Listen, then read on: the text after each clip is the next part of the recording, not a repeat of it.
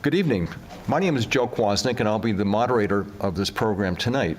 And you're dialing in, either by Zoom or here in the studio audience, to hear about community power, which is a transformative energy solution for New Hampshire. And hopefully tonight, you'll hear a lot of questions and answers to answer your questions about community power. First of all, I want to thank the town of Derry, Owen Provencher, in charge of DerryCAM, and the production staff at DerryCAM for hosting this program. So thank you, DerryCAM, for all your work tonight. Thank you. Also for the studio audience, if we have an emergency, I'll be first out the door. But we have exit signs. Follow the exit signs out to either the front or the rear entrance, and we'll meet out in the parking lots. Hopefully nothing will happen tonight. I'd also like to introduce Owen Provencher of DerryCAM to explain his role and that of the New Hampshire Coalition of Public Media. Thank you so much, Joe. I'd like to welcome you all here to Destination Derry, New Hampshire. We're excited to have folks from out of town. This town council, under the leadership presently of Joshua Borden, has been making tremendous strides in all areas and all departments of our town to make this truly a destination. So we invite you to come back maybe during the day sometime and check out our downtown and other facilities that we have in town. We're very passionate at DerryCAM about what it is we do. We believe a better world starts with a connected community, and that is evidenced right here. We hope that all of you will enjoy and gain from this dialogue that you're about to have. So welcome. I'll put on my other hat to say welcome as president of the New Hampshire Coalition for Community Media, representing over 40 stations statewide, and also as your rep for the state of New Hampshire for the Alliance for Community Media at the national level. Again, just welcome. Learn more about public access media and what it can do for you and your organizations. Thank you, Joe. Thank you. Thank you, Owen. Our program tonight will consist of a brief presentation by Derry Net Zero. We have two representatives from here, Net Zero, here tonight, followed by three segments, two of which will be questions, two segments for questions to our panel. And the third segment will be taking questions and answers from our studio audience here, and also from people who are coming in on Zoom. So we hope to have sufficient time for a fair number of questions to come in from our studio audience and from Zoom. The first segment will provide 3 minutes for each panelist to focus on a specific aspect of community power. The second segment will allow for panelists to clarify comments and provide additional information as follow-up to their first answers to the first questions. And the third segment will provide the audience with an opportunity to ask questions and for panelists to respond. And we think at the end of this session, everyone will have a better idea of just what community power is and what the opportunities are for the various communities around New Hampshire. Let me just spend a minute or two talking about what I'll call the setting of the program. Energy costs are skyrocketing, and New Hampshire communities are paying the price for over-reliance on natural gas for generating the bulk of New Hampshire's electricity. In addition, we have a legacy of utility restructuring here in the state, a restructuring law that is today 26 years old. But community power presents a potential solution that puts New Hampshire communities in local control at the center of energy supply decision-making. Community power, created as a law by the New Hampshire legislature and recently authorized in regulation by the New Hampshire Public Utilities Commission, enables cities, towns, and counties to become default providers of electric supply in their communities, thus offering opportunities to lower costs, drive innovative development of local energy projects that should benefit our local and state economy, and provide local control of energy supply independent of the local electric utility company. Tonight's program will focus on the who, what, when, and how your communities can participate in the Community Power Program that goes live in 2023, this year. This media event brings the leading proponents and providers of community power together at this panel to explain how the public can participate in this new opportunity for electric consumers to access less costly electricity.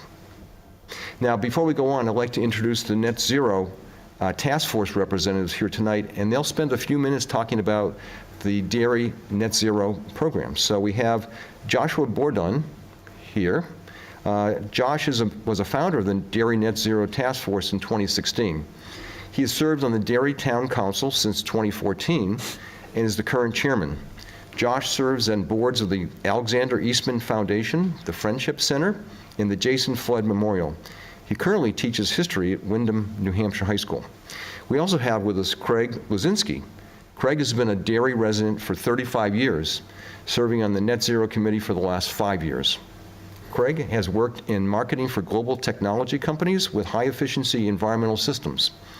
He retired from Bosch Heating and Cooling Products in 2017 and currently consults for the plumbing and heating industries. So, Josh, Greg, you have 5 minutes. Go for it. Excellent. Well, thank you so much for the wonderful introduction. And before I begin, I just want to thank Rick Maynard and Owen Preventure for the work that they've done putting this together. And then I want to let you all know how humbled and honored I am to be sitting up here with you guys. It truly is an honor. I also want to thank the members of the Net Zero Task Force.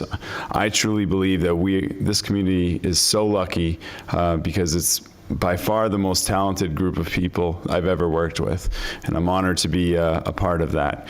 I'm just going to give a brief overview of how we came to be, in hopes that communities around the state may consider emulating what we've done. But what I noticed back in 2016 was the constituents in our community were unhappy with their electric bills, and they're grateful now because of what we've done, which Craig will get into. But what we tried to do in Derry was to take an energy committee and really go further. We wanted to make our community net zero, and we define net zero as the act of producing as much energy as we consume.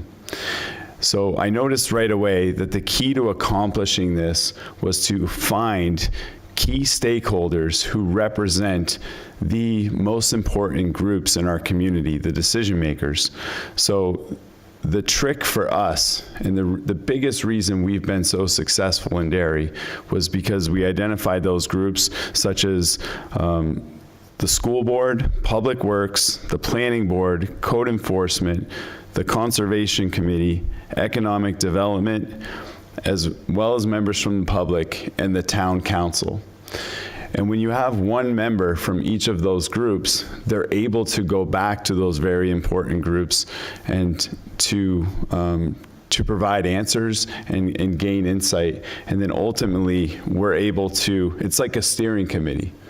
And so rather than it being a bunch of people who are just gung-ho about green energy, it's decision makers who have a lot of skin in the game, if you will. So this, like I said, this task force is composed of active and retired engineers, business professionals, energy experts, and representatives from key town groups. And it's because of that that we've been so successful. Again, I'm so grateful for my time on that task force and for the energy that the people have that I serve with. And I want to turn it over to the Net Zero Task Force Vice Chairman, Craig Lazinski, where he can talk about some of those specific successes. Thank you, Josh. As Josh mentioned, we have a group of many individuals, probably about a dozen active in the committee. And since its formation, when Josh established it with the town council, we've saved the schools and the town municipal system about $900,000 a year while reducing Derry's carbon footprint. Most of these projects, as you'll see on the screen as a quick summary, are LED, high-efficiency lighting, energy conservation improvements, third-party energy supply contracts, a solar installation at the Ford Way transfer station, energy-efficient heating and cooling equipment such as high-efficiency boilers, electric heat pumps, and digital controls. We will also assist Derry businesses to evaluate their energy options upon request. We work closely with the Tupelo Music Hall to help them design and construct a solar installation on the roof of their new building in Derry a couple of years ago, and they're on track to save a few $100,000 during the lifetime of that installation. So with that, the goal is to establish a net zero for our community, our municipal system, and if all goes well, in the next couple of years, we will reach that goal. Joe? Thank you very much. Very impressive operation, and your success is very impressive. So thank you very much, and keep at it. Both Craig and Josh will stay with us, and we'll be here to take questions and answers from our audience at the end of this program. So thank you, Joshua and Craig. I'd also like to now introduce the Community Power Panel. We have 7 individuals here tonight who have been instrumental in establishing the Community Power Program, and we'll be working with various communities around the state to actually go live this year in 2023. First person I'd like to introduce is Clifton Below, who is the Assistant Mayor of Lebanon and Board Chair of the Community Power Coalition of New Hampshire, and we'll call it the Coalition. Clifton is serving in his 8th year as a City Councilor, 4th year as Assistant Mayor, and formerly served 6 years each in the New Hampshire House, Senate, and as a PUC Commissioner. Clifton is a primary author of the New Hampshire Community Power Law and co-authored and sponsored New Hampshire's Electric Utility Restructuring Act in 1996, a first in the U.S. So we have a little bit of archaeology here, which will very handy to find out how we've actually got to where we are today. So Cliff, welcome today. Thank you. I'd also like to now introduce Henry Herndon, who's off to my right. Henry is an energy consultant working with businesses, governments, and communities to advance 21st century energy solutions across the Granite State. Henry facilitated the collaboration of cities, towns, counties, and technical and legal advisor that created the coalition.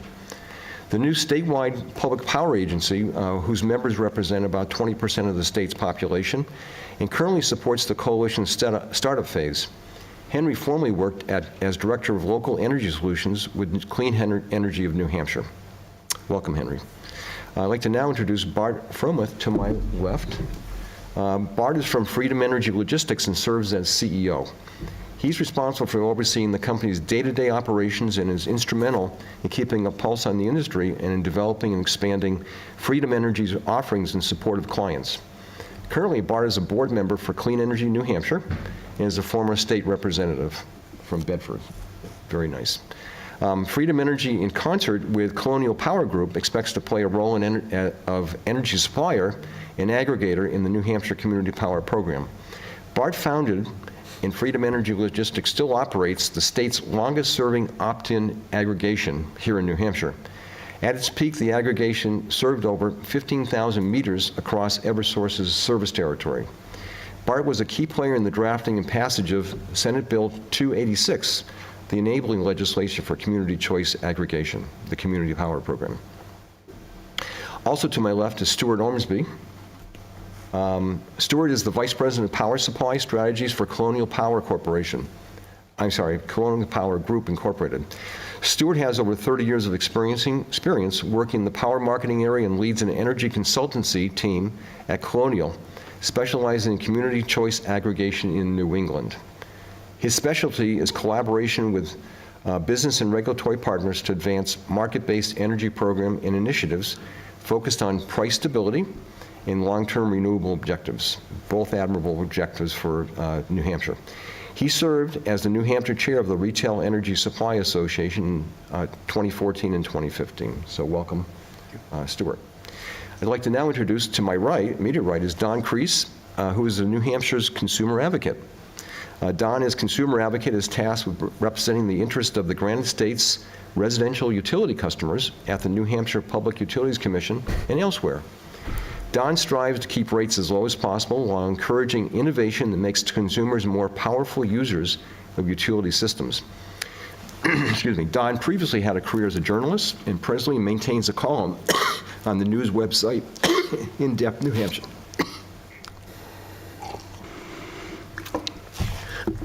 Excuse me. I'd like to now introduce Terry Clark to my right, who's the Cheshire County Commissioner serving on the Coalition Board. Commissioner Terry Clark represents Cheshire County on the Coalition Board of Directors and Finance Committee. Cheshire County, alongside Hanover, Lebanon, and Nashua, was one of the early leaders in founding the coalition. Terry served 11 years as a Keene City Councilor, serving on the Finance and Personnel Committees and the Energy and Climate Committee. He also served a term on the Swansea Budget Committee and as the Cheshire County Treasurer. Terry, welcome. And we have to my far right, left here, is Lisa Sweet, who's the chair of the Coalition Member Operations and Engagement Committee and a director from Rye. Lisa joined the Rye Energy Committee with the goal of educating others and making change on a community level. She has since become chair of the Coalition Member Operations and Engagement Committee, where she leads development of programs, resources, and communication service for New Hampshire cities and towns, developing and launching community power programs. So panel, welcome. Looking forward to some good discussions tonight. Now, segment one is each panelists will be asked a specific question by myself, and each will have a maximum of 3 minutes to respond. So the first question, my first question is to Cliff Below. Cliff, would you provide us with an explanation of community power and the legislative and regulatory process that enabled community power to become a reality in New Hampshire? Sure. Thank you, Joe. And thank you, Derry, for hosting us. Community power, also known as community choice aggregation or municipal aggregation, enables city, towns, and counties to take control of their energy future by becoming alternative default service providers and managing their power supply sources. Community power is enabled by RSA Chapter 53E, entitled Aggregation of Electric Customers by Municipalities and Counties. It's a state law that dates back to 1996, the same year as electric utility restructuring was enacted, that moved electric generation to a competitive market with customer choice of suppliers. That has worked pretty well for large commercial and industrial customers, but not so much for residential and small businesses. Realizing the limitations of the law and the opportunity to bring lower cost, more renewable energy options, and innovation to smaller customers, the Community Power Statute was updated in 2019, and again in 2021 to create perhaps the nation's most advanced community power law and the possibilities that it enables. We can aggregate not just the power supply of communities, but the power of communities to engage in legislative and regulatory processes and to collaborate with the distribution utilities to modernize the electric grid, transform energy markets, and accelerate the transition to more sustainable and renewable energy. Because of my own background in legislative, regulatory, and administrative rule processes, I was able to take a leading role in drafting proposed administrative rules involving a stakeholder process that was facilitated by then PUC staff. Last fall, the Community Power Coalition, with support from Freedom Energy Logistics, Colonial Power, Standard Power, the Consumer Advocate, Clean Energy New Hampshire, and other stakeholders, petitioned the PUC to undertake rulemaking with a complete set of proposed rules text. Fortunately, the PUC decided to use our text as their initial proposal, and then after a couple of rounds of stakeholder comments, particularly from the utilities, the PUC eventually deliberated on the issues this past summer and adopted a final proposal in August that was approved and went into effect in October. So that's what's gotten us to this point, and we're on the verge of making this a real thing.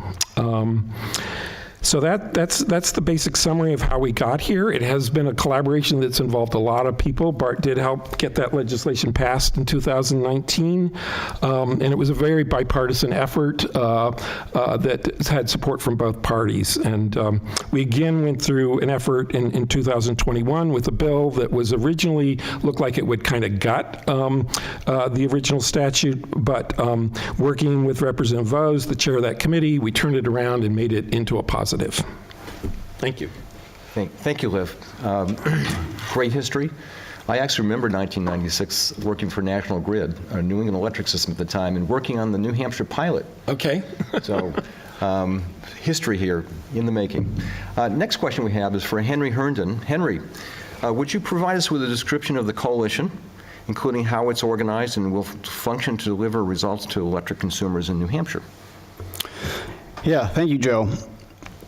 Community Power Coalition of New Hampshire is a nonprofit power agency. It's a nonprofit corporation that was created by and for communities of New Hampshire and is governed by cities and towns here in New Hampshire.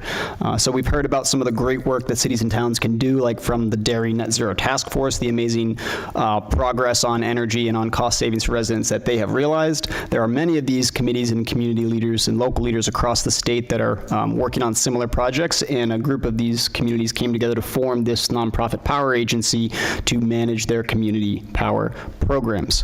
The coalition will, upon launch this spring, immediately result in lower electric rates for customers and will give these cities and towns that are participating members the tools to build a more resilient local energy economy, to really have a say in how they want to develop and evolve the energy system for New Hampshire.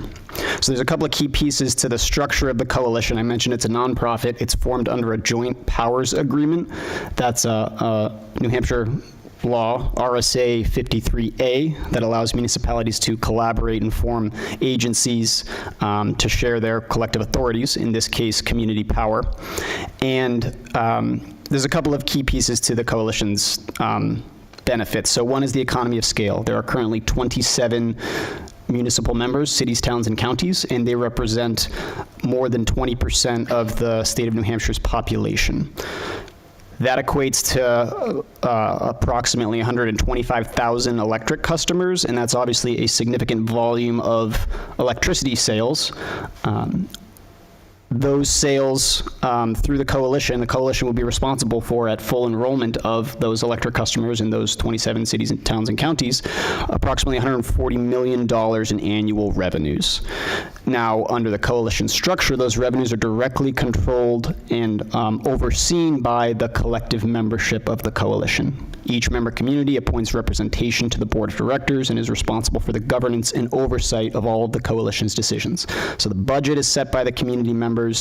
All of the decisions overseeing that sale of electricity is managed by those communities, and it really gives them a seat at the table to have greater control there. So really, it's an exercise in giving these committees that are active across the state, improving their communities, lowering costs, deploying energy solutions, giving them a seat at the table of a new power agency, a power supplier, and being able to participate alongside their colleagues from across the state. This board is made up of folks like Lisa Swede, Clifton Below, Terry Clark, municipal managers and elected officials, former utility executives, legislators, former legislators, and people from a lot of different backgrounds who are coming together to engage in this collective project. And really, the local leaders of the state of New Hampshire have come to understand the energy landscape. It's evolving, and rather than being a bystander in that evolution, they're deciding to take an active role. The coalition is a new institution that gives them the tools to take that active role and to really participate in how the energy system evolves. Thank you, Henry. As a former chairman of the New Hampshire Electric Co-op, it sounds like a lot like what the co-op does in terms of how it sources its electricity also, and the success it's had. Right, and there's a similar procurement mechanism, and we've seen the electric co-op demonstrate lower rates than the regulated utilities because of their regulated nature, and so that's one of the reasons why the coalition will deliver cost savings. So yeah, there's a lot of leadership going on at New Hampshire Electric Co-op as well. So that model has already been established and proven here in New Hampshire. So thank you, Henry. I'd like to move on to Bart Frommuth and also Stuart Ormsby. They're twins here tonight in terms of cooperating and coordinating between their two firms in terms of providing aggregator services. So we'll start with Bart. Okay. And you'll have 3 minutes, and you can transition over to Stuart. Okay. Okay? Yeah, just defer the back half to the distinguished gentleman from Massachusetts. There we go. But yeah, I mean, in terms of our original involvement, as you mentioned in the opening, Freedom Energy Logistics established one of the first opt-in aggregators in the state of New Hampshire. Feeling that there was unmet need in the marketplace in terms of residential service for customers to save and then have Sorry, my microphone's not on. There we go. So Freedom Energy Logistics established one of the first opt-in aggregators in the state of New Hampshire right around 2010, 2011.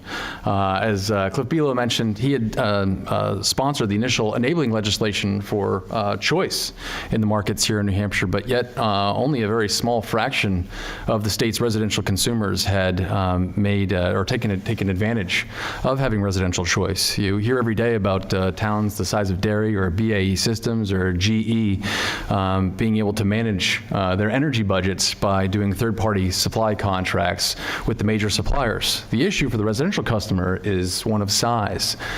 Because they are limited in terms of how much kWh they can bring to the market, there's not that much advantage or attractiveness, I think, to the supplier to give them customized products that meet their needs in the same way and have as much savings and consumer protections. And so the opt-in aggregation had some success, but the issue is cost of customer acquisition. And so looking to our neighbors in the south, Massachusetts, who had a very, very robust opt-out program, that really looked like a mechanism that had some legs. And so when Cliff approached me back in 2019 and was working on some legislation to get this passed in the state of New Hampshire, we were all ears in terms of what we could do to bring that to the forefront. And so although Freedom Logistics and Colonial Power Group and the coalition are competitors, we are friendly competitors. There's a lot of collaboration that's taken place over the last 4 years now since that initial legislation is passed, and then subsequent legislation, HB 315. And so, we, as we started moving forward, because of COVID, docket delays, we realized that, we needed to call in some additional resources, either bulk up in terms of our own team, or potentially collaborate with someone that had extensive experience. And that's where Stuart Ormsby and the team of Colonial Power come in. I'd worked with Stuart extensively over the last decade during his time at TransCanada and First Point Power. And we went to Colonial Power Group. We were doing a lot of collaboration at the PUC on rules and everything else, and decided to join forces. Colonial Power Group operates 80 aggregations in the state of Massachusetts, including the city of Boston, and has extensive experience over the last decade plus in terms of bringing these programs to fruition and having a lot of offerings and value add for the residents of Massachusetts to take advantage. So with that, I'll turn it over to Stuart to elaborate further. Yep. Thank you, Bart. As Bart mentioned, so Colonial Power Group has been active in Massachusetts, and our sole focus is on consultancy services for municipal aggregation programs in Massachusetts. And a little different go-to-market approach as what Henry described that the coalition is embarking on. I mean, we're really providing consultancy services more or less on an individual basis to communities. So for those communities who are interested in setting individual goals, setting their own objectives for that community, and consequently going out into the market and procuring power supply based on those goals and objectives. And so we, as Bart mentioned, we're serving approximately 80 different municipal programs across Massachusetts. Bart mentioned the city of Boston, obviously that's our largest client, but we do serve quite a number of smaller communities, particularly in Western Massachusetts. And one of the nice things is even some of those communities that may have fewer than 1,000 residential meters within their community and participating in the program, they still have the opportunity to sort of make their individual choice in how they go to market. Some of those smaller communities may form a loose collaboration. Some of the communities in Western Massachusetts, for example, are accustomed to doing things on a regional basis and other procurement decisions just because on the size. So they still get the advantage of some of the scale benefits that Henry touched on, even with this loose approach, but they're still making their individual decisions. So really Colonial, their go-to-market approach is providing sort of full turnkey services for the community. And again, particularly with our smaller communities, just who frankly don't have the resources, the time to commit to launch a program, let alone continue to administer it over time. So we really provide the full suite of services for those communities. One thing that's interesting to note is there's probably, in some ways, there's a misperception that size really matters. Call it the Walmart effect. The larger the program, the better rates you're going to get.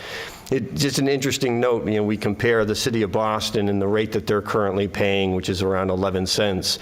We have several of our smaller communities that have a much better rate. And it's really about, the load profile of the particular community. It depends on the strategic decision-making the community gets into. So even the smaller communities can really benefit from community choice aggregation. So we certainly welcome conversations and encourage folks to look into it. Thank you. Great. Bart and Stuart, thank you very much. Very interesting. I'd like to turn now to this gentleman to the right, Don Kreese. Don, as a consumer advocate in New Hampshire, can you describe what your role will be during the startup and ongoing operation of the community power programs, thus ensuring that electric consumers in New Hampshire are positively benefited by during this period and beyond? It's all yours. Thank you, Joe. I'd be delighted. First, let me say what a pleasure and honor it is to be here at the Ed Sullivan Theater. So nice of Stephen Colbert to lend us his venue this evening, and I hope we're out of here by the time it's time for the late show to come in. I am New Hampshire's consumer advocate, and as I was thinking about what my job is, I decided I would say it was that my job is to speak truth to power, even when it's community power. The Office of the Consumer Advocate is a state agency. I'm a state employee. I'm paid for by the ratepayers of this state through the utilities, but I'm completely independent. I don't have a boss. There are about 45 similar entities in the states, various states and jurisdictions around the country, and our job really was conceived as a way of putting some weight on the scale at the Public Utilities Commission on the side of customers, because the PUC is supposed to sort of mediate or arbitrate between the utility shareholders and the utility customers, and I can tell you for sure that the shareholders are very well represented at the PUC. So we are also, well, my enabling statute, the enabling statute that creates the Office of the Consumer Advocate, says that we have the authority and responsibility to appear at the PUC, but it doesn't limit us to the PUC. We are literally allowed to go anywhere on the planet, maybe even anywhere in the universe, where the interests of the state's residential utility customers are at issue. And clearly those interests will be at issue as the state becomes more and more reliant on community power aggregation to get the job done. Now, the rules of the PUC say that all the community power towns have to send us copies of the filings they make at the PUC, so we're able to monitor what the community power aggregators are doing. But if necessary, I will also go to town halls, and I'll go before select boards, and I'll go before city councils, and I'll go before community aggregation committees and talk to them about what I think is in the best interests of residential customers, and hopefully hear from them what they think is in the best interests of residential customers. I imagine it to be a very collaborative relationship, similar to the relationship that we currently have with the New Hampshire Electric Cooperative, which of course is not rate regulated. We expect to help at the PUC advance the cause of community power aggregation. It's important to keep in mind that the electric distribution companies are still going to be fully regulated at the PUC, and we will make sure they do that in a way that doesn't thwart community power. And the last thing I want to say is I'm really was excited to hear about the net zero effort in the town of Derry and about all the energy efficiency projects that that's built around, because community power and energy efficiency, I think, are the two great pillars of citizen and customer energy empowerment in New Hampshire's future. Thank you, Don. And it was all done in 3 minutes. Indeed. Thank you very much. Appreciate it. Next person I'd like to call on is Terry Clark. Terry, as a Cheshire County Commissioner serving on the Coalition Board, what interested Cheshire County in joining the Coalition, and can you describe to us how your county is gearing up to be ready to implement community power this spring? Thank you for inviting me here. This is, as Don said, this is a wonderful facility. Counties are in a similar position that municipalities are, and we have a lot of facilities, nursing home, Department of Correction, Registry of Deeds, and what have you. And the electricity line item in our budget is quite large. So it behooves us to look at everything that we can do to try to minimize the effect on the taxpayer. As far as this question goes, initially we were confronted with a unique challenge because of how the enabling legislation for community power was written, with municipalities in mind more than counties. That is that the county participation differs, and it's twofold.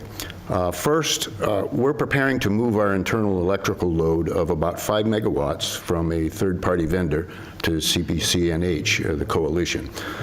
But the difference is that we don't have individual ratepayers like municipalities do. Individual ratepayers in the municipal model have to opt out of the program if they don't want to be involved, whereas in the county model, they have to opt in to participate. So we had to clarify the ratepayer notification process through an amendment to the enabling legislation, which passed both houses and was signed by the governor recently. This delayed writing our energy aggregation plan, but it's now before the Public Utilities Commission, and we expect an answer soon. Secondly, we are ironing out the contractual process and rules for communities in the county that want to opt into our program. We expect this will result in a template for other counties which may want to join the coalition or aggregation in the future. So I'll give other people more time, I guess. Terry, thank you very much. Very informative, and obviously the first county to rise the occasion to join the coalition. Congratulations. Last but not least, we have to my left is Lisa Sweet.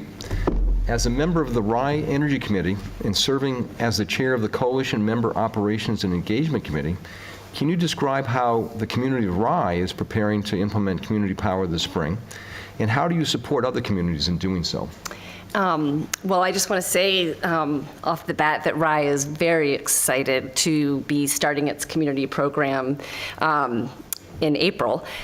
We've worked closely with the coalition and with our select board to do all of our diligence and getting all the pieces into place. And we have, over the course of developing our energy aggregation plan, engaged regularly with the public to educate them about how community power will work in our community. As of last night, the coalition is 8 for 8 on communities signing off on our cost-sharing agreement and the complete service bundle. So that means those communities are ready to go. So what we're doing now, our work now, is working locally in our communities and collaborating regionally to make sure that we get the word out to all of our residents and businesses. The word that we're getting out to them is that we are launching, and we want them to know, you are going to receive a mailer within 30 days of starting the program. You'll have the opportunity to ask any questions that you have at a public session that will be held in your town within 2 weeks of receiving that mailer. You will receive a rate that is lower than what you are currently paying with your utility. You will have options to opt up to choices that you don't currently have. And if you don't like that, you can opt out and just stick with what you have now. So in the words of one Rye resident along the way was, what's not to like about that? So Rye and the other launching towns are really, just working hard to get the word out. And we have posters and banners and handouts. We are writing articles for our town newsletters and our local publications. We will be spreading out to various community meetings, school board, conservation, anyone who will have us, basically. We just got a permit in Rye that we can go every Saturday morning in the month of March to the transfer station and hand out flyers and engage with people who are doing their chores on Saturday morning. And then the coalition also, they're helping, provide materials for our communities, and they were also hosting community engagement forums, a series of forums for the launching members. So we've had the first one, and I think there were about 40 of us in that forum, and we were able to get some direction, share ideas, and kind of brainstorm different ways that we could make sure everybody is sitting there waiting by their mailbox when the mailer comes. So yeah, the coalition, whenever, someone has a question in one of our communities, we can find an answer, among all the expertise and support that we have. So it really is an exciting time, and we just think that this engagement with communities is transformative. Great. Thank you, Lisa. Appreciate it very much. I think it's also worthwhile to mention that initially the community power programs will be focusing on delivering a less expensive energy to people in the communities. But I think under the legislation and the regulation, there's other opportunities that the coalition and other aggregators can actually do within the community, including energy efficiency or citing renewable energy resources within the community. So the future, I think, is pretty exciting and bright for this program moving forward. So thank you all for that. We'd like to move into segment 2 now. And like the first segment, we'll follow up on some questions that we offered before. And each panelist gets, again, 3 minutes. So we're going to go through the same rotation we did before. We'll start with Cliff. And Cliff, as the key architect of the community power legislation and participant in the development of the community power implementing regulations, are there any key elements of the regulations that you would like to highlight? Sure. As Lisa just described, the rules and the underlying law allow us to launch on an opt-out basis, meaning we have to do a mailing to every ratepayer in the community, whether they're on utility default service or competitive supply. If they're on default service, they have to have a minimum of 30 days to opt out, meaning they want to stay on the utility default service. But if they are on competitive supply, they will stay on competitive supply unless they affirmatively opt in. But the law also and the rules also provide that at any time a customer is free to exit community power without a charge. There's no exit fee, and they can go back to the utility default service if they think that's a better deal, or move to a competitive supplier. So we'll be subject to those the discipline of a competitive market, if you will. It also provides that taxpayers aren't going to subsidize the program. This is set up so that the coalition and the program is non-recourse to the municipal budget. Municipalities are not liable for the obligations of the coalition. That's why it's set up as a separate legal entity. That's one thing that's also provided, that we can operate these programs jointly through this joint power agency model, which I just would say was developed in large part on the experience of some of the 2,000 municipal electric departments in the country, which over the past 60 years have banded together to create joint power agencies to do a coordinated procurement of power and to be able to bring in the expertise. I think Stuart's right, the scale is not so critical, but having access to the expertise is key. And so part of the key to the coalition is that we're standing up an organization that will have that expertise so municipalities don't have to develop it themselves. A couple other key things are that there's pretty broad authority for what we can do, and it does include doing a whole range of energy services. And other statutes give us the authority to develop generation, storage projects, to use tax-exempt revenue bond financing for that, which is something that's happening at scale in California. It also enables us to do work in the area of energy efficiency and advocacy on behalf of our municipalities. A couple other things is that the rules directed the utilities to propose a purchase of receivable program, which they just recently did, which will help with the predictability of revenue. And it also reserved the name Community Power to each individual community. So nobody else could use, for instance, Derry Community Power than the town of Derry. So that's a protected name and sort of brand. So I'll just stop at that point and say that the possibilities are exciting. The future is bright. Yes. Couldn't say it better for an electric operation. I'd like to move on now back to Henry. Henry is a key organizer of the coalition. Can you briefly describe the process of how the coalition was organized leading up to its incorporation on October 1st of last year? So actually, October 1st of 2021. Okay. But yeah. 2 years ago. Yeah, I'd be happy to. So what happened was local leaders from across the state, they decided they were going to do the hard work of researching community power and really understanding how this works. And what we had was individuals like Doria Brown, who's the energy manager for the city of Nashua, Julia Griffin, who was then the town manager for the town of Hanover, Clifton Below, staff from Cheshire County. They came together and they formed a work group and they said, we're going to research best practices from other states. How does community power work in Massachusetts? How does it work in New York? How does it work in California? And they're looking at these different states and, asking questions. In this market, we're seeing community power agencies build many megawatts of new renewable energy projects and battery storage projects that are directly benefiting communities and lowering costs. How does that work? In this area, we're seeing community power agencies where cities and towns are accruing revenues that they can then reinvest into their buildings, into energy efficiency projects, into various energy products and programs for the community's benefit.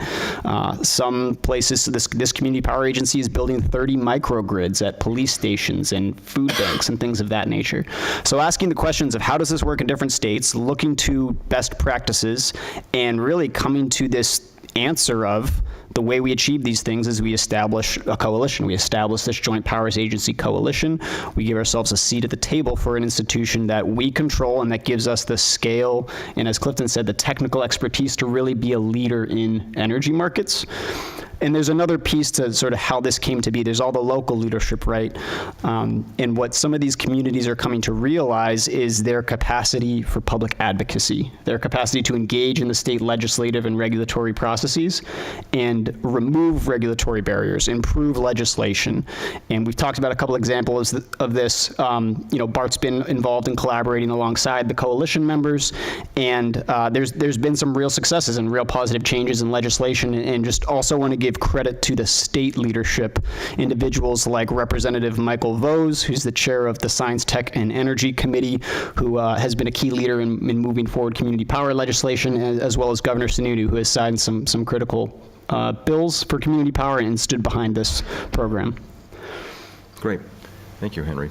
Classic case of organizational with interested people coming together to make this happen. So a great story. Mm-hmm. I'd like to go back to Bart and to Stuart, our duo over here. I'll start with Bart.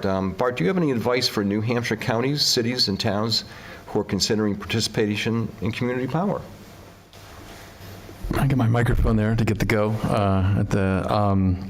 So, right out of the gate, I think, regardless of which entity a community decides to go with, just having the conversation and moving the ball forward is a net benefit to each community, county, town, city's rate base. The reason for that is really just in terms of how we're structured in our marketplace right now. And the utilities continue to be really the big service provider for our residential rate base. And just because of the structure, there's no fault. I'm not trying to criticize Eversource or Unitil in terms of how they procure, but every 6 months an alarm clock goes off, and it's time to buy energy, regardless of what the market's doing at the time. And you see, as a result of that, some real volatility in terms of our rates. Just this past winter, ratepayers were paying 22 cents and 26 cents behind Eversource and Unitil. I forget what the Liberty rate was, but it wasn't too far off. And so, obviously, when ratepayers are looking at almost a a doubling, in some cases a tripling of rates, that's a lot of volatility to handle in a small cycle. So I think all of us are trying to provide some stabilization to the marketplace. Also, consumer protections, as I mentioned before in kind of my opening comments, only about 15 to 20% of the residential marketplace at this point has made an affirmative choice outside of the utilities. And I don't think that's from a pricing advantage standpoint, because I think the pricing advantage has been there, especially with Eversource. I think it's from a consumer protection standpoint, and I think a lot of people are concerned if I sign this 3-month or this 6-month rate or this 12-month rate, I take my eye off the ball for a minute, next thing you know, my contract's expired and I've just given back all the savings I was supposed to have accrued over the last 12 months, or whatever the contract term might have been. With this setup that we're contemplating here in New Hampshire, you have someone, whether it's Colonial Power, whether it's the Coalition, whether it's Standard Power, that's working with your community to make sure that you're not going to be in a situation where you're taken advantage of. They're collectively bargaining on behalf of the entire community, and there's real power in that. And I think, like I said before, any community that's not taking a look at this is really doing a disservice to their residents. And so, my only kind of advice from that point on, beyond investigating, is just to make sure that you're bringing the 3 different parties that are currently playing in this pool to the table to have a conversation with them. There are differences in terms of what we provide, but the end goal is the same, and that's to vastly improve the residential and small commercial marketplace, because this is really what this has been created to bring about positive change. And as Cliff was talking about earlier, there's a lot of good things that can come from this that might not be ready at the outset. Demand response, distributed generation, more renewable options. We've kind of had the same set it and forget it utility offering for the last 50, 60 years, and it's time for some change, and this program is really going to bring that about in a positive way. Thank you. So it's time to move into the 21st century. Exactly. Is that right? Yes. I'm hearing you say that. Okay, thank you. I'd like to move on to Stuart Ormsby. Stuart, does your community aggregation experience in Massachusetts provide you with any kind of footing to build upon in New Hampshire, or is the New Hampshire market somehow uniquely different such that you are embarking on something entirely new? Thanks, Joe. I mean, it's half comical. I mean, some of the early conversations I've had with folks in New Hampshire, when I come into the room and introduce myself, describe our company, there's an initial healthy dose of skepticism. You're from Massachusetts. What do you know about our needs in New Hampshire? And whether any of us like it or not, it is a New England market. I mean, of course, there's some unique things about New Hampshire, and I don't mean to dismiss those. Those are important issues. But the underlying meat and guts of the power market in this area it's a New England market, and so a lot of the risks that we need to be mindful of, the regional, if not national, world events that influence prices and the decisions we make. I think a lot of the experience that we've had working in Massachusetts come to bear in New Hampshire as well. So we really kind of coming in on day one, our company has a wealth of experience, close to 2 decades now, working with community officials just south of here, including Rhode Island, helping them make strategic decisions, helping them understand the marketplace. We have been, thanks to Bart, we have been very much engaged as best we can in the regulatory process here, keeping abreast of legislative affairs. And those elements, of course, influence some of the more state level issues. Net metering, for example, is done much differently in New Hampshire than it does in Massachusetts. But we'll be able to bring that expertise along the way. I mean, also, keep in mind, I think folks have touched on is, the utilities themselves, certainly Eversource and Unitil, are regionally based companies. They don't have a single system to serve their customer base in New Hampshire. They're, as much as possible, they're taking advantage of economies of scale, single systems serving their entire New England footprint. So the sort of the day-to-day interactions that we have with the folks at the utility companies really come into play to providing valuable services to our clients, the folks in New Hampshire, because we're working with the folks at those utility companies that get things done, and so those relationships come in very importantly in all of this. So really, and we talked, a big emphasis, I'm sure, as we talk to more and more communities in time, will be a considerable interest on renewable development. What can the communities do to tackle their climate action goals, their net zero goals? We've been working with a lot of renewable developers over time, and some of these projects may be local, maybe within your community, or they could be outside of your community. They could be somewhere in New England. And so those connections that we have with those types of companies are going to be very helpful along the way as well. Thank you. Thank you, Stuart. I'd like to move on now to Don Crease. Don, how do you see community power benefiting New Hampshire electric consumers, and are there any potential downsides to the program? Well, Joe, I think I'm going to tax your patience. You complimented me earlier for sticking to time, but I have a lot to say in response to that question.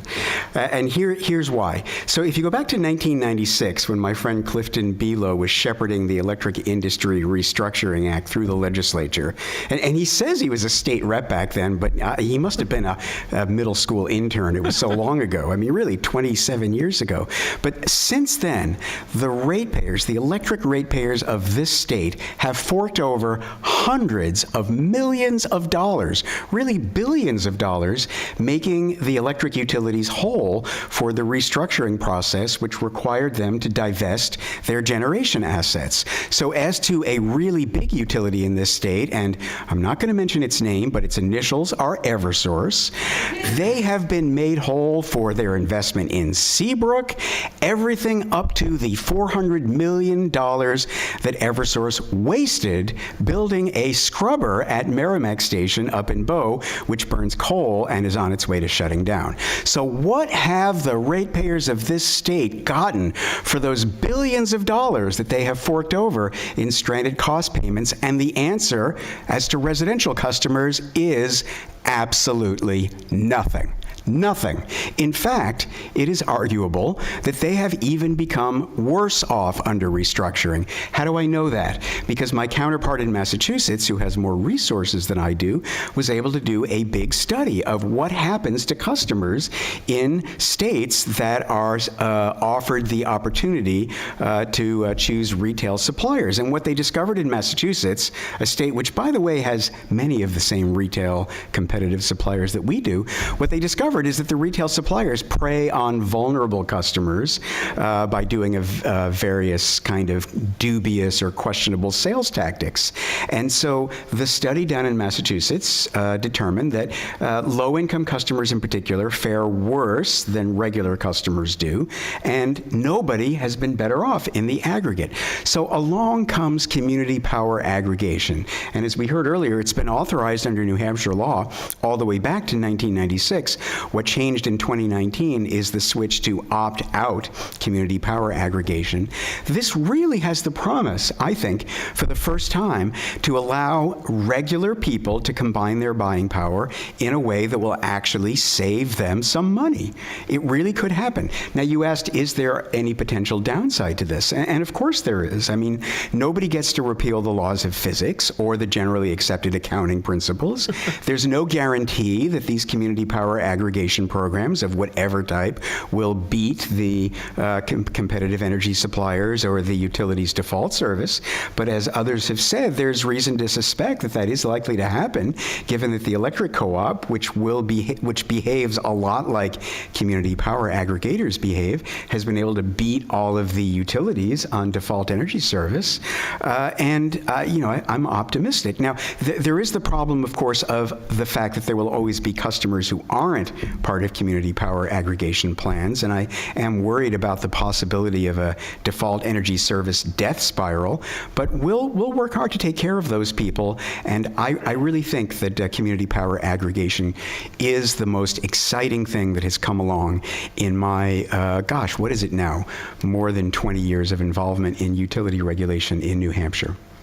A note of optimism. Indeed. Thank you, Don. Appreciate it very much. I'd like to move on to Terry Clark for this question. Terry, can you describe the initial steps taken by your county in organizing to participate in community power? What advice would you give to counties considering participation in this program? Boy, how you follow that. Well, Cheshire County had begun cost-saving and energy efficiency plans many, many years ago that included energy retrofits to county facilities, LED lights, insulation, and conversion from gas and oil to wood chips, solar, and even geothermal. We moved off the utility default electrical service to a third-party broker, sitting on my left. The community power was just a natural next step. And Bart made a very good point that community power can go to the market any time, whereas the utilities are just twice a year. And incidentally, those twice a year is in the middle of the winter and then approaching the winter. So those aren't really optimum times for, to get the best price. As Henry said, our assistant county administrator was a founding member of the coalition from the onset and was involved in the early planning.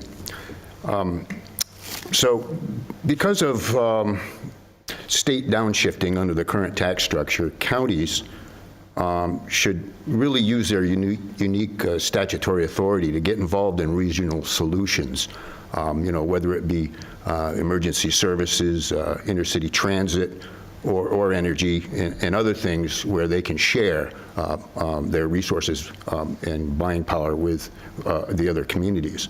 So my advice to counties is to visit all of their towns and talk about community power and those other issues, even if they're already, they've already completed energy conservation projects for their facilities and moved to third-party brokers like Cheshire County and most large businesses in the state have. The volume and diversity potential of community power aggregation can realize huge savings for county facilities and their towns. And as I said, the current model, the state model, behooves counties to take a leadership role in all manner of regionalization projects like community power. Thank you. Thank you, Terry. Very good advice. And again, last but not least, Lisa, can you do cleanup for us here? I can do cleanup for sure. Similar question to Terry's. Can you describe the initial steps taken by Rye in organizing to participate in community power? And do you have any advice for towns considering participating in the power program?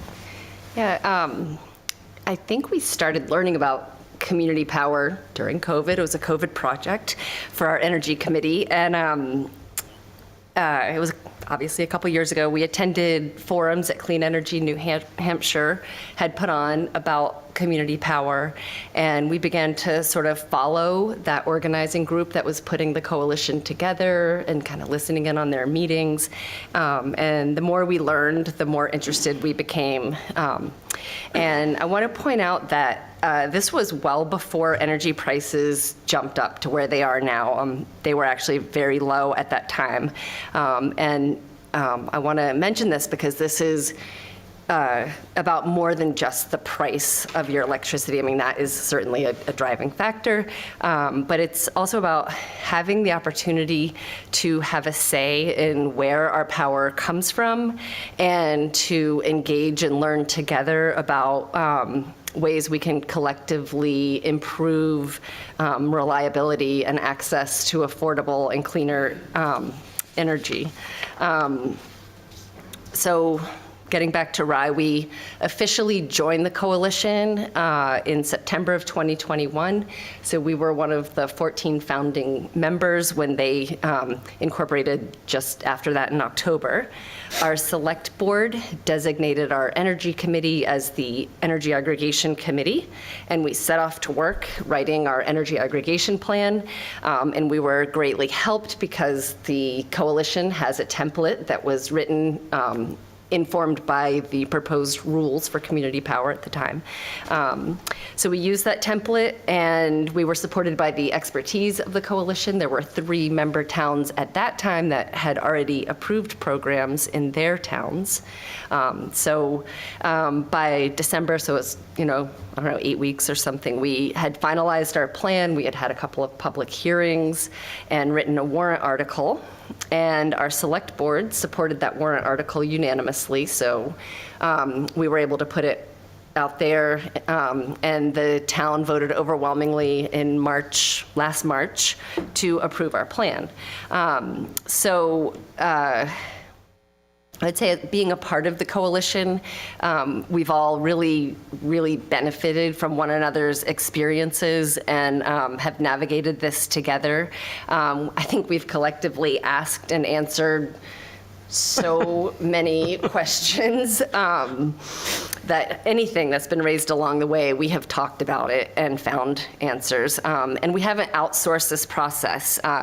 We have been fully involved in developing a strong understanding of what community power programs can do for our communities and for our states.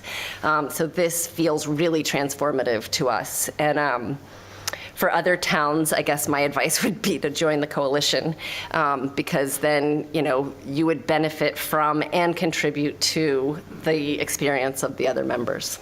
So, Thank you very much. Now we're going to move into segment 3 of our program, which is to provide opportunities for our audience, both here in the studio and on Zoom, to ask questions and get some further answers from our panel here. We will ask questioners to keep their questions focused and directed to a panelist. Panelists will be asked to keep answers short, about a minute if we can, and focused on the question. Our wizards behind the curtain will organize the questions that come in by Zoom chat, and questions will then be asked of the selected panels. So please, as we move through the program, feel free to use chat to pose your questions.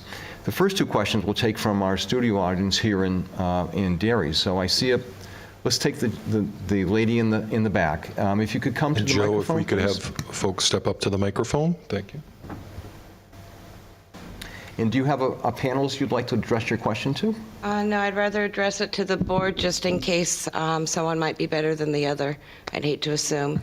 My name is Jessica Margison, and I'm a tenant organizer with Granite State Organizing Project.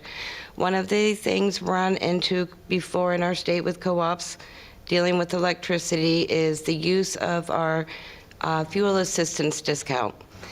So a few of the co-ops that we had in the past, when people had signed up for those to get the reduced rate, they were not able to utilize their fuel assistance discount. And that's very important, as we know, for a lot of citizens in the state. Even though this would be a discount, that's a further discount that would be needed. Would this program work with the fuel assistance we currently have established in our state, and would that rate be able to discount and be applied? Okay. I see Clifton here shaking his head yes. So Clifton, would you be the next person? Well, yes. Once upon a time, up until a few years ago, you could only get that discount if you took the utility default service rate. But that changed. I didn't really have anything to do with it, but other suppliers advocated for a change in the PUC rules that allows any supplier who's using the utility consolidated billing, so you have to bill through the utility service, to get the default service. We expect that the vast majority of customers, residential customers, there may be a few special exceptions, particularly around net metering, but the vast majority of customers will be billed through the utility billing system, and I suspect that's the same with your approach, so that if a customer who qualifies for the discount comes over to the program, they'll enjoy both a lower rate and the discount that they're getting currently. So that should be protected. Thank you very much. Just for purposes of clarity, what we're talking about here is the Electric Assistance Program, Right. not the Fuel Assistance Program. The EAP, Electric Assistance Program, is a bill discount program for electric customers who have difficulties paying for their electric bill. Fuel assistance has to do with other fuels other than electricity, just to be clear. It's usually it just falls under it when it's classified. Thank you. Okay, thank you very much. Oh, we have another question here in the audience? Sir. Good evening. My name is Tom Wood. That I'm also a member of Derry Community Public Access TV as a volunteer. But that I'm a person with lifelong physical and developmental disabilities. And I live independently here in the community here in Derry. And that my question is, with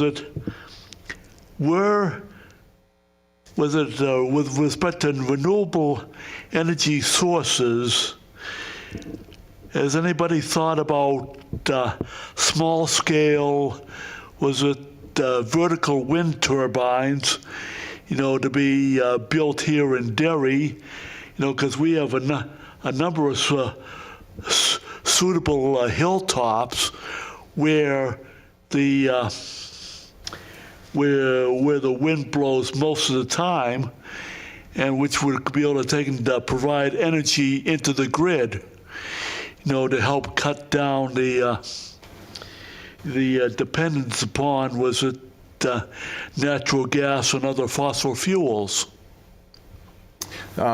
Folks from Net Zero? Tom, thank you so much for the question. I'll take that briefly. At the Net Zero Task Force, as well as our planning, or our Director of Public Works, Mike Fowler, constantly is analyzing anything and everything involving cost savings and renewable energy in the town of Derry. So I'll get you specific details on where that stands and if it's feasible, but he continues to always analyze anything and everything involving renewable energy in Derry. So thank you so much. I am, of course, a trained electronics engineer, that where I live in the part of Derry near the Robert Frost Farm, it's top of a hill, there's a very large meadow where a vertical wind turbine could possibly be built to take and feed wind power into the energy grid, to help lower the cost of energy here in the southern part of the town of Derry, from the Robert Frost Farm area all the way down to the Wyndham Town line. Okay. Yeah, so what I think we should do is after this meeting, I'd love to make sure you have my contact info, and we'll collect any ideas you may have and connect you with Mr. Fowler, and I really appreciate your question tonight. Thank you. Of course, back in the... I think it's a great question, and this is exactly one of the things that, I don't know the specifics of this particular ridgeline, but these are the kinds of projects that a lot of communities are getting excited about. Where can we intelligently site local clean generation in our communities or in the state? So it's a good point. It's a good topic. Sir, we have to move on to the questioners. Thank you very much for your question. Appreciate it. We'll be taking 2 questions now from Zoom.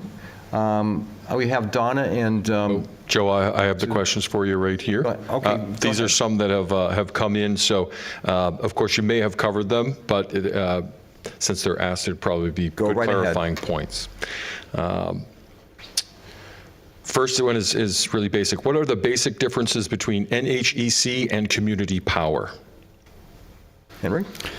So the New Hampshire Electric Cooperative is a distribution utility. They own the poles and wires in the grid infrastructure, similar to Eversource, Unitil, Liberty Utilities. They own the poles and wires, and they deliver electricity. The co-op is a little bit unique relative to the other utilities because they're cooperatively owned. They're not investor-owned, so for that reason, they're not rate regulated, as Don said. And what the co-op does is it actively manages a portfolio of power procurement, so it can go into the market as it chooses, freely, unregulated, and sign different contracts with different energy suppliers and generators, and manage that portfolio as market conditions changes, which is why it consistently beats the regulated utility approach to procurement. The coalition is similar to New Hampshire Electric Co-op in that it actively manages a portfolio. It can achieve those energy supply cost savings, but it is different in that it will not own any poles and wires, any distribution or transmission infrastructure. That will still remain owned, controlled, maintained by the utility companies. And what the coalition does is it sources the power supply through a portfolio management approach similar to the co-op. It's also important to remember that if you happen to be a member of the New Hampshire Electric Cooperative, the towns in the co-op service territory can also opt for community power aggregation. So even though the co-op is owned by its customers, just like municipalities are owned by their citizens, community power may very well play a role in the electric co-op towns as well. If I can also emphasize that the Board of Directors of the New Hampshire Electric Co-op are elected by all the members, of the 80,000 members of the cooperative, and they actually act as their Public Utilities Commission. So we're a little bit different in as much as it's not direct election of our governance, but it is appointed by the elected officials in each town. The governing body, Board of Selectmen or City Council, appoint their representatives and can remove them so that we're also accountable indirectly back to the local community. Good. Can we move on to the second question? Sure. We've got a question here from Lenore Howe. As a resident of a community power member town, will I be able to purchase power at the same low rate as residents of larger communities in the coalition? In other words, will all community power buyers pay the same rate across member communities? Lisa, can you answer that question, just to spread the burden? Sure. Yes, you will get the same rate across. We were going to have it across utility areas have the same price, but I think we have... It might be the same across utility areas, right? Right, as well as across towns. Mm-hmm. Yes. And folks from Freedom, any further additions to that? Well, I think in terms of, the coalition, obviously, if all members under a certain territory are getting a specific rate, ours is a more kind of, distinct local approach. So we're dealing with the individual towns rather than a coalition of communities. So if you're in Londonderry, or if you're in Merrimack, you're in Hampton, the rate that your community pays would be static across at least the default service option that we're providing. One of the things that we're striving to offer, as well as the coalition, is to have multiple offerings such that there's going to be the opt-out rate. So you're going to get your notice. You'll have 30 days to respond, and that's going to be kind of your rate where if you do nothing, you're opted in, provided you're on standard offer service. But let's say that we've got some community members that are interested in a higher amount of renewable inclusion than is the default option. So let's say you want 100%. That might be option 3, and you'd have to affirmatively opt into that. So in that case, you might have a different rate in the town of Hampton than someone that has the basic, maybe savings plus rate versus the opt-in renewable inclusion rate. Great, thank you very much. Is there another question from the audience here? Yes, sir. If you would approach the microphone. Hi, Jeff Moulton. 2 questions, if I could. I think you touched on the net metering, but for people that have solar, residents or businesses, are they eligible for this, or they have to stay on utility supply rate? No, they don't have to stay on the utility rate. Net metering customers, we do want to serve net metering customers. We have some issues with the utilities right now where they haven't demonstrated that they're able to comply with the PUC rules in terms of providing us data on net metered customers. So there's a chance we may not be able to do it out of the gate, but certainly the rules allow us to do it, and they're supposed to be able to supply, they're required to supply us the data, but they haven't, some of them haven't figured out how they're going to do that yet. Specifically when a net metered customer exports to the grid, that's something that they need to be able to tell us on an ongoing basis. So that wouldn't be available out of the gate then? Not clear yet. We're still working with the utilities on that. Okay. Second question is, do we have an idea on the initial towns that are rolling out this spring, what the differential is between the rate you're offering and what the utility is? We haven't done procurement yet, so we have a process for developing those rates, but we're not quite there yet. We're still working out some issues with the utilities. Rates may be known in February. Great. To just answer quickly, though, in terms of an idea of the rate stabilization that these programs can bring to bear, the opt-in aggregation that we have in place currently, the rate is 9 cents a kilowatt hour versus the 22 cents that Eversource is charging. Now, obviously, that was procured prior to the rates increasing, but it just gives you an idea of the stability that these types of programs can offer in an otherwise volatile marketplace. Okay. Can we go back to Zoom? And if we have a question on Zoom. We do. We have, let's see, we have one for Cliff or Henry. This is from Paul Painish.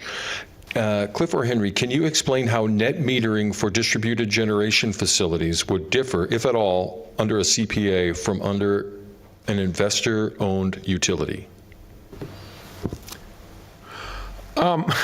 Okay. If you're on original net metering where you get a kilowatt hour credit, we expect that to continue.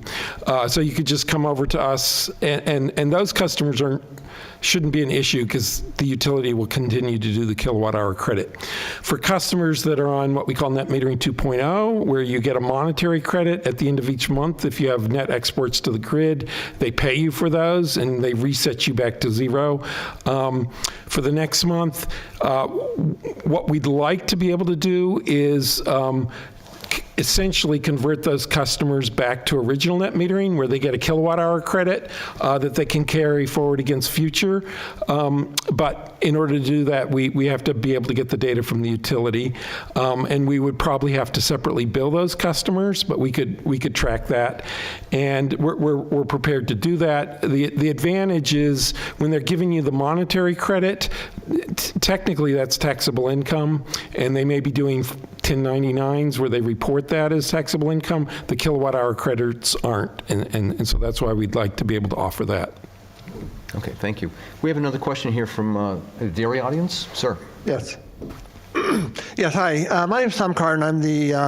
I also am on the Net Zero Committee. I've been working on energy committees here in Derry since 2008, and we've done a lot of really good things, but we've had a lot of really good and talented people that have helped us. Unfortunately, Jeff took my question, which was going to be, what could ratepayers expect to save over the default rate from Eversource? So obviously that hasn't been worked out yet. But I have a third-party rate right now. I pay 8.9 cents a kilowatt hour, and I inadvertently stumbled onto that. Now I'm into it until 2024. So I'm one of the very lucky people right now. But anyway, so the other question I would have is how would that, my third-party rate, how would that be compared to what you could offer for customers? Bart or Stuart?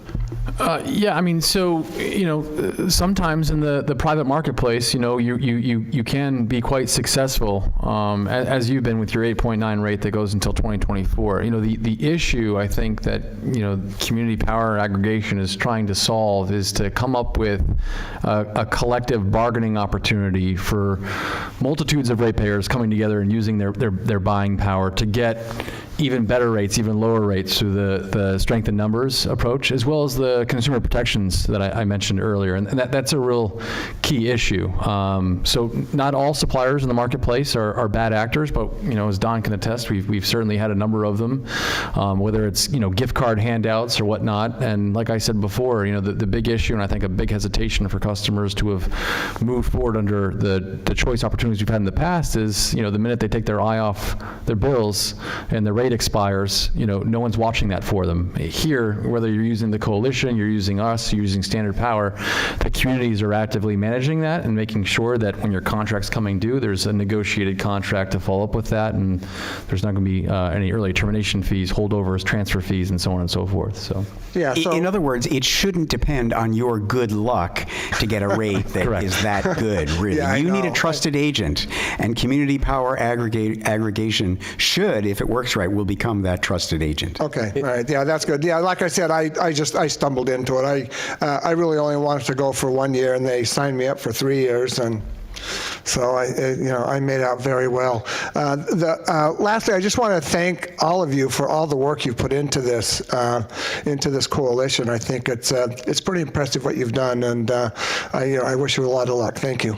Thank you, sir. And if I could just add one thing to his prior comment, just to kind of build off of what Bart was talking about. I mean, I think one thing I'd encourage people to keep in mind is to take a longer view on sort of this new venture, meaning I think all of us are looking, we keep referencing the success of the co-op, but I mean, if we were having this conversation 2 years ago and looking at the co-op's rates today, I think we'd say, holy cow, what happened, right? I think it's a big benefit of these programs are going to be more rate stability, and as people have been talking about, more sort of expert management of these programs. There's going to be times when any of these aggregation programs may have a rate that's somewhat higher than a utility rate. It's inevitable. It's going to happen. But I think over time, and there's demonstrated documentation in other states that have programs for a number of years, that over time the success is there relative to the utility. So you have to have a sort of a longer view on this. And the co-op has been doing this since 1939. So, absolutely. Cliff, did you have something to add? Okay. That's good. Another question from Zoom? Sure. Let's see if we're looking good for time. There are several coming in, mainly about where one can access data for some of the towns, that have already forayed into this. Where can folks that are considering, towns that are considering entering into this, where can they find some data that exists now so far? Henry? They might start with the coalition's website. So the full name is the Community Power Coalition of New Hampshire, and the website is the acronym cpcnh.org, and there's a lot of good information there. That's an abbreviation, not an acronym. Okay. Good. Just saying.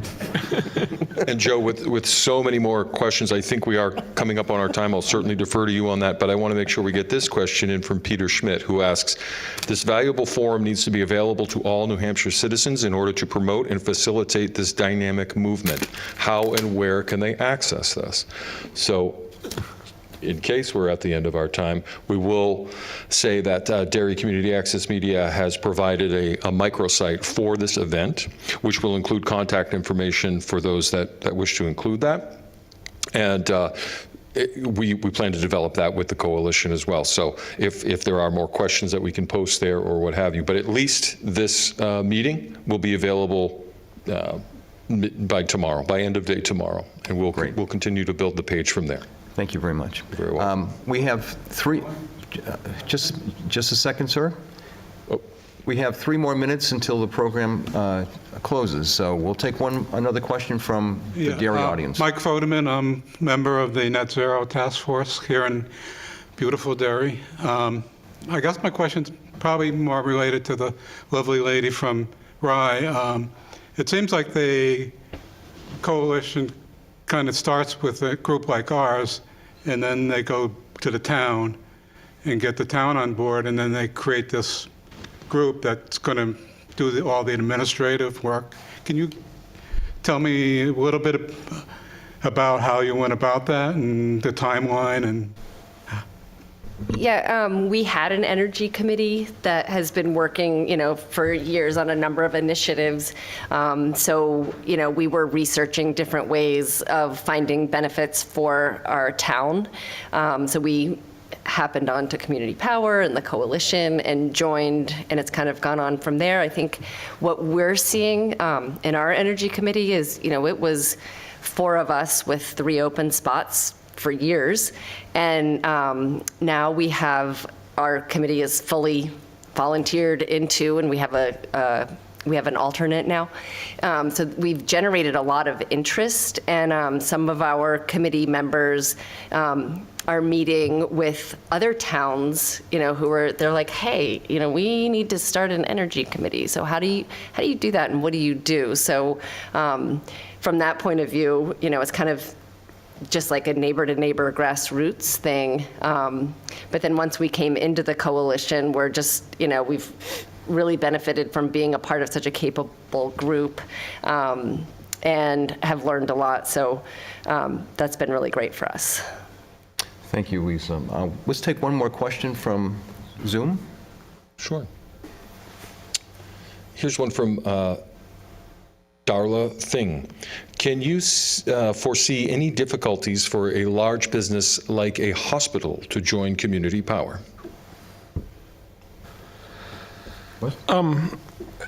No, we hope to be able to do that. We aren't going to have the ability from day one to provide sort of specialized rates or service to large customers, although that is something we expect to do over time. I'll just leave it at that.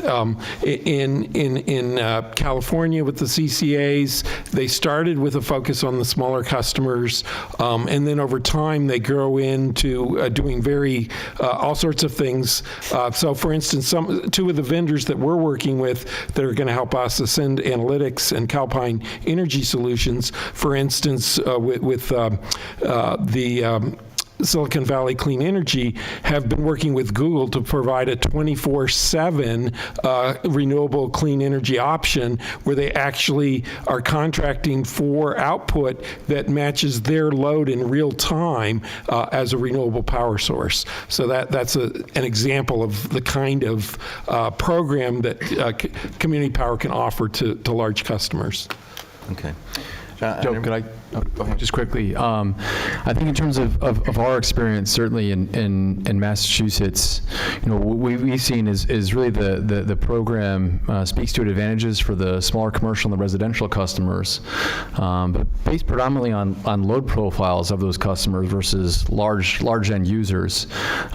They still fare better with the third-party supply market overall. California obviously has some examples. It's a little bit different in that California is a closed market, for third-party supply on the large-scale users. So, other than the coalition approach in California, they don't have a choice beyond the utility, which is Actually, I think some of the large C&I customers do in California. They're the only ones who have multiple choices. But that's aside from the point here. A very limited pool is my point. But yes. So, but anyway, from our perspective, the communities we'll be working with, we'll probably see the large businesses remain with their third-party supply options. Thank you very much. Well, we've come to the hour and a half designated for this program, so we're going to begin closing up. As you can see from this program, this is a very exciting opportunity for the citizens of New Hampshire to really enable them to have much more competitive rates, actually work with communities and community aggregation, to actually help them to produce those cheaper rates, and to explore all the possibilities of renewable energy, storage, energy efficiency within this program. So the future is very bright. I do want to recognize, I'll call it the wizards behind the curtain tonight in making this event possible, including Rick Maynard, who was the concept originator of this program, and also our program organizer. Owen Probencher from DerryCAM and DerryCAM itself, Donna Reardon and Susan Richmond of the New Hampshire Network, who did a bunch of the publicity for this program. I want to thank the Dairy Net Zero team, our 7 panelists, and our supporting organizations, including the New Hampshire Network, Clean Energy New Hampshire, the League of Conservation Voters, New Hampshire Sierra Club, New Hampshire Carbon Cashback, RAD New Hampshire, 350 New Hampshire, Freedom Energy Logistics, the New Hampshire Office of the Consumer Advocate, Colonial Power Group, and the Community Power Coalition of New Hampshire. And especially those in the audience tonight who pose really excellent questions. And a thank you to all who turned out tonight to listen to this exciting new opportunity for electric customers in New Hampshire. And we just want to thank you all for coming tonight. This event tonight was brought to you and organized by the New Hampshire Network. And the New Hampshire Network is an organization about 2 years old, of about 200 people, basically of energy committees around the state and environmental and climate groups around the state. And what the network does, it does coordination and communication among those groups to influence legislation, regulation, and to just bring information to the communities. So tonight is a really good affirmation of the work that the New Hampshire Network has done, and obviously being able to bring these people to this panel tonight and bringing all the information that's now coming to New Hampshire and to bring, as I said before, into the 21st century is very, very exciting. So thank you all for coming, and stay tuned for future events. Good night.